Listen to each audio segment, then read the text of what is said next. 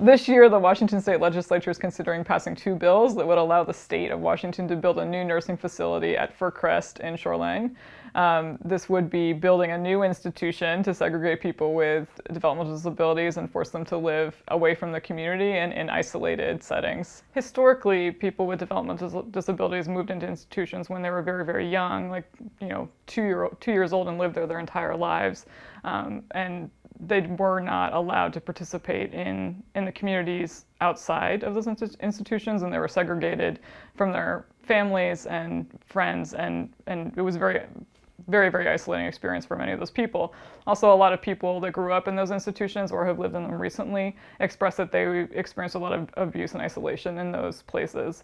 And so over the last several decades, there's been larger movements in Washington State and across the nation to close institutions or shrink them and move people into the community where they can live with proper supports and live full, meaningful lives and without having to be isolated from other individuals and communities. And so this is really, it's very shocking and upsetting that Washington is seemingly taking a step backwards and considering building a new institution as opposed to looking for other opportunities to move people into community settings. So the idea to build the new nursing facility came out of a work group that met for over a year to decide how to plan services for people with developmental disabilities in the future.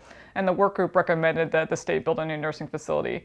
Unfortunately, the work group didn't include any meaningful participation from people with developmental disabilities that will actually use the services or that will live in the nursing facility. So the legislature is considering 2 bills this session, House Bill 2572 and Senate Bill 6419.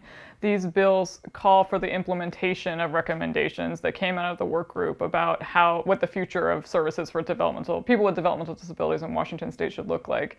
So the bills contain things like increased investment or more money for respite services, increased investment for community services and residential services, which would include like supported living programs and SOLAs, which are state-operated supported living programs for people so people can live in the community. The problem is that those community investments are tied to this recommendation and investment to build a new nursing facility, so they come together, they're tied together. And so what the bills are essentially asking is for people with developmental disabilities and their loved ones and supporters in Washington State to accept this new nursing facility in order to get an increased investment in the community. In addition to the 2 policy bills, there is a piece in the capital budget that's asking for $6.7 million to help design this new nursing facility for the Fircrest campus. This is just money for the design. It doesn't include the money that would take to actually build the facility. The current estimate to build the facility would be an additional $60 to $100 million. So allocating $6.7 million to design a facility that we don't need because people can move into the communities, it just feels like Washington is going in the wrong direction again, and we should be putting that $6.7 million into community services so people can move out of the nursing facilities, not into new ones. So Disability Rights Washington opposes House Bill 2572 and Senate Bill 6419 because they include the building of a new nursing facility at Fircrest. We also oppose the allocation of any money, especially $6.7 million, to design a new facility. We believe that everyone can live in the community and that there's no need to put more money into institutional settings.